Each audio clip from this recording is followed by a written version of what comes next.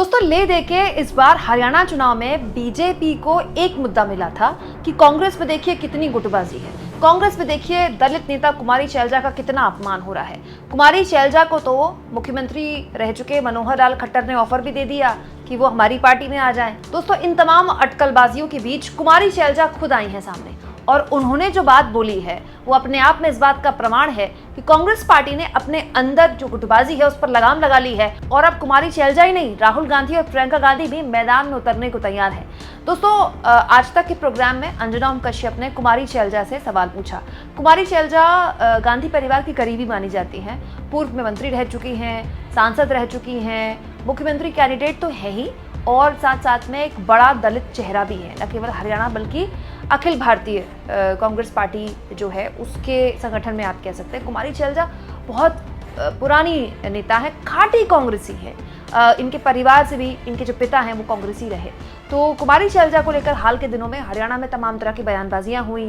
भाजपा ही कह रहे हैं कि कुमारी शैलजा का अपमान हो रहा है और ये बात भी सही है दोस्तों, पिछले 7-8 दिन से कुमारी शैलजा प्रचार के लिए भी नहीं आई हैं। और यही बात अंजना ओम कश्यप ने कुमारी शैलजा से प्रोग्राम में पूछी कि आप प्रोग्राम क्यों नहीं कर रही हैं, प्रचार क्यों नहीं कर रही हैं, आपके टिकट में नहीं चली, आपके कहने पर टिकट नहीं बांटे दिए गए, आप चुनाव लड़ना चाहती थी, आपको चुनाव नहीं लड़ाया गया। दोस्तों ये वो सवाल हैं जो ना केवल बीजेपी उठा रहे बल्कि वो तमाम लोग भी उठा रहे हैं जो कि इस चुनाव को कवर कर रहे हैं कि ये बात सच है कि बीजेपी के पास कोई नैरेटिव नहीं था। हरियाणा में कोई नैरेटिव नहीं था क्योंकि आप 10 साल से सरकार चला रहे हैं तो आप किसी पर आरोप भी नहीं लगा सकते। लेकिन बीजेपी का एकमात्र नैरेटिव कि कांग्रेस के अंदर दलित नेता कुमारी शैलजा का अपमान हो रहा है। दोस्तों इस नैरेटिव की खुद हवा निकाल दी कुमारी शैलजा ने। आज तक के प्रोग्राम में अंजना ओम कश्यप के सामने कुमारी शैलजा ने कहा कि कुमारी शैलजा ने मेरे लिए इस तरह की बयानबाजियां हो रही हैं, कोई कुछ कह रहा है, कोई कुछ कह रहा है, सारे सुन लें। सब नेताओं के लिए उन्होंने बोला कि सभी ये बात जान लें कि मेरी रगों में कांग्रेस का खून है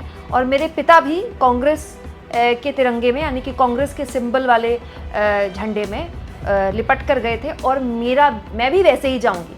मतलब कुमारी शैलजा ने इतना बड़ा बयान दे दिया आज तक के शो में ये कहते हुए कि वो मरते दम तक कांग्रेस में रहेंगी और पार्टी के अंदर जो गुटबाजी की बात कही जा रही है वो गुटबाजी नहीं होती है, हर चुनाव में होता है। कुमारी शैलजा ने बात को बहुत सहजता से स्वीकारा कि ठीक है प्रचार के लिए हम नहीं निकल पाए, अलग अलग दिक्कतें थी। कुमारी शैलजा का कहना था कि हेलीकॉप्टर में कोई दिक्कत हो गई थी, उसके अलावा हमने प्रचार बहुत जल्दी शुरू भी कर दिया था। लेकिन इन सब के बीच कुमारी शैलजा से ये उम्मीद की जा रही थी कि उनको मंच पर बुलाया जाएगा, बिठाया जाएगा तो वो थोड़ा अपने पार्टी के खिलाफ क्या पता बोल जाए, थोड़ी हेडलाइन मिल जाए, लेकिन ये हो नहीं पाया। कुमारी शैलजा ने बहुत ही होशियारी से मामले को संभाला और कहा कि पार्टी में मतभेद हो सकते हैं, पार्टी हमारा सब कुछ है। क्या आपके घर में मतभेद होते हैं तो अपने घर वालों के आगे अपनी बात नहीं रखते हैं? तो हमारे अंदर अगर कोई शिकायत है तो पार्टी के आगे हम अपनी बात रखेंगे, लेकिन पार्टी का अनुशासन सर्वोपरि है।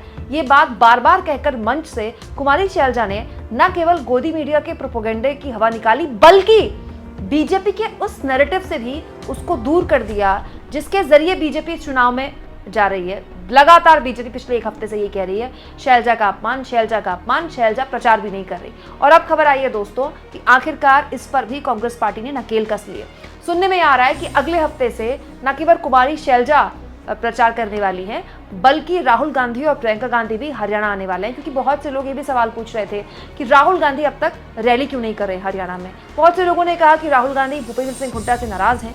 अजीब बात यह है कि जो लोग इस तरह की बयानबाजी कर रहे हैं या इस तरह का टिप्पणी कर रहे हैं कि राहुल गांधी हुड्डा से नाराज हैं, तो हुड्डा के नेतृत्व में ही तो चुनाव लड़ रही है, जबकि पूरी की पूरी कांग्रेस जानती है कि हुड्डा ही एक तरह से आधिकारिक सीएम का कैंडिडेट नहीं घोषित है, लेकिन हुड्डा ही एक तरह से पूरे चुनाव को मैनेज कर रहे हैं। सबसे ज्यादा टिकट भी उन्हीं के कहने पर बांटे गए। सब जानते हैं कि कांग्रेस जीती तो भूपेंद्र सिंह हुड्डा के परिवार से ही कोई सीएम बनेगा, या तो वो खुद या उनके बेटे दीपेंद्र हुड्डा। तो बड़ा सवाल ये है दोस्तों कि अब ऐसा लगता है कि कांग्रेस पार्टी ने अपने अंदर जो गुटबाजी थी उस पर लगाम लगा ली है।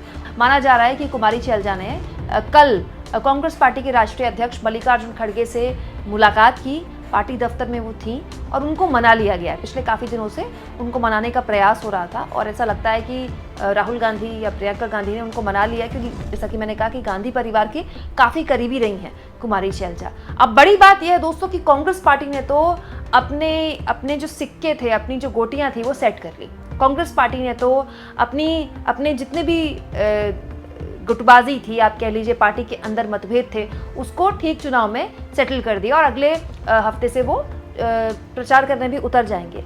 बीजेपी की गुटबाजी पर कोई बात क्यों नहीं करता है? बीजेपी के अंदर प्रधानमंत्री नायाब सिंह सैनी की पीठ थपथपा रहे हैं, लेकिन टिकट बंटवारे में चल रही है किसकी? मनोहर लाल खट्टर की। भाजपाइयों को दौड़ा दौड़ा कर भगाया जा रहा है। यहाँ तक कि दुष्यंत चौटाला, जिन्होंने 4.5 साल सरकार का हिस्सा बने रहे, डिप्टी सीएम रहे, उन्हें तक पब्लिक झेलने को तैयार नहीं है, देखने को तैयार नहीं है। मोदी जी की एक ही रैली हुई है कुरुक्षेत्र में, वहाँ 10,000 की भीड़ भी नहीं जुट पाई थी। हालत ये हो गई कि मोदी जी सीएम कैंडिडेट घोषित कर रहे हैं नायाब सिंह सैनी को, और अनिल विज कह रहे हैं नहीं मैं बनूंगा सीएम, फिर राव इंद्रजीत भी कह रहे हैं नहीं मैं बनूंगा सीएम। तो ये जो गुटबाजी है दोस्तों, इस पर तो कांग्रेस ने काफ़ी हद तक अब लगाम लगा ली, और अगले हफ्ते से उसके नमूने, उसके सबूत भी सामने आ जाएंगे। लेकिन बड़ी बात यह है कि बीजेपी की गुटबाजी पर लगाम कौन लगाएगा, क्योंकि अब तो बीजेपी के चाणक्य की भी नहीं चल रही हरियाणा में। राव इंद्रजीत सिंह तो ऐसा कोई दिन नहीं जाता जब वो कहते हैं कि सब सीएम के कैंडिडेट है तो मैं क्यों नहीं सीएम बन सकता। अभी कुछ दिन पहले तो उन्होंने ये तक कह दिया था कि हर 12 साल में अब कूड़े के ढेर का भी नंबर आ जाता है, उसको भी उठाने वाला कोई मिल जाता है, तो मेरा नंबर क्यों नहीं आ रहा है, मैं तो कूड़े से बेहतर हूँ। मतलब राव इंद्रजीत सिंह, जिनको अहिरवाल समाज का बहुत ही बड़ा नेता माना जाता है, माना यह जाता है कि अहिरवाल बेल्ट जो है वहाँ बीजेपी को बहुत फायदा होने वाला है, वहाँ के नेता कह रहे हैं कि मैं सीएम बनूंगा। तो असली गुटबाजी तो बीजेपी के अंदर है, उनसे कोई क्यों नहीं सवाल पूछता है। दोस्तों यहाँ मैं आपको एक और जानकारी दूं, बहुत से हरियाणा के पत्रकारों से इस बीच बात होती रहती है। तो हरियाणा के एक बड़े पत्रकार हैं और वो उसी एरिया से आते हैं, उसी इलाके से आते हैं जहाँ राव इंद्रजीत सिंह का जो इलाका माना जा रहा है। उन्होंने तो बहुत ही हैरान करने वाली बात बताई मुझे। उनका ये कहना था कि अहिरवाल बेल्ट, जिसमें बीजेपी ने काफ़ी गेन किया था, 2014 में भी किया था, 2019 में भी किया था, और राव इंद्रजीत सिंह जो कि खांटी कांग्रेसी रहे, फिर 14 के बाद वो भाजपा ही बन गए, बीजेपी ने उनको मंत्री वगैरह भी बनाया था। लेकिन इस बार राव इंद्रजीत सिंह के इलाके में भी हालत ठीक नहीं है। जो इलाका गढ़ रहा है बीजेपी का 14 के विधानसभा चुनाव में भी और 19 के विधानसभा चुनाव में भी, सुनने में आ रहा है कि उस अहिरवाल बेल्ट में भी बीजेपी को अच्छा खासा नुकसान हो रहा है। मतलब आप कह सकते हैं कि बीजेपी अपने गढ़ को हार रही है हरियाणा में। दोस्तों टिकट बंटवारा जब हुआ उसके बाद जो इस्तीफों की झड़ी लगी, उसके बारे में तो खैर सब जानते हैं। मतलब मौजूदा हरियाणा के 2 मंत्रियों ने तक इस्तीफा दे दिया, बड़े बड़े नेताओं ने इस्तीफा दे दिया। मुख्यमंत्री नायाब सिंह सैनी, कर्णदेव कम्बोज जैसे बड़े बीजेपी के नेता, और आप उन्हें पूर्व मंत्री भी कह सकते हैं, पूर्व मंत्री रह चुके हैं, उनको मनाने गए तो उन्होंने हाथ मिलाने से इनकार कर दिया नायाब सिंह सैनी। बताइए मौजूदा मुख्यमंत्री की ऐसी घनघोर बेइज्जती। तो जो बीजेपी के अंदर हो रहा है वो तो मतलब आप सोचिए अनएक्सपेक्टेड है। दोस्तों ये हरियाणा में बीजेपी की तो किरकिरी करा ही रहा है। केंद्रीय नेतृत्व के आगे भी एक संकट है कि अब उनकी चल नहीं रही है। अमित शाह, जिनके इजाजत के बिना पार्टी के अंदर पत्ता भी नहीं हिलता था, कौन सुनने वाला है उनको? हर कोई अपने आप को सीएम कैंडिडेट घोषित कर रहा है। दोस्तों ठीक चुनाव से पहले अपनी गुटबाजी पर लगाम लगाती कांग्रेस ने जिस तरह से इस मामले में बीजेपी की पूरे के पूरे नैरेटिव को ध्वस्त किया है, और अब वो पूरे फुल फॉर्म में अगले हफ्ते से चुनावी समर में कूदने वाली है, इसको आप किस तरह से लेते हैं कमेंट बॉक्स में जरूर लिखें। और जितना हो सके चैनल को शेयर करें, सब्सक्राइब करें, और थैंक्स और ज्वाइन, ये 2 ऑप्शन है दोस्तों जिसके जरिए आर्थिक तौर पर भी आप चैनल के हाथ मजबूत कर सकते हैं। अगर आप ऐसा करना चाहें दोस्तों तो जरूर करें, क्योंकि इसी के जरिए आप मेरी आज़ाद पत्रकारिता को सपोर्ट कर सकते हैं, जिसको आपके सपोर्ट की बहुत ज़रूरत है।